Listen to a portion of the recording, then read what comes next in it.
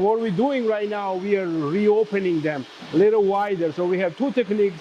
One technique is with the special cup wheel that goes into the channel and creates a wider channel. Another one, the old school chisel and hammer. So I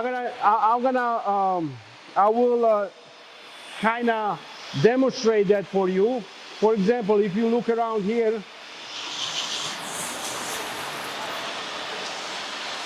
as you see, this crack being prepped it's probably 1/4 inch wide, but I don't think it's wide enough. So what we do, we're gonna take the chisel and then we're gonna just hit them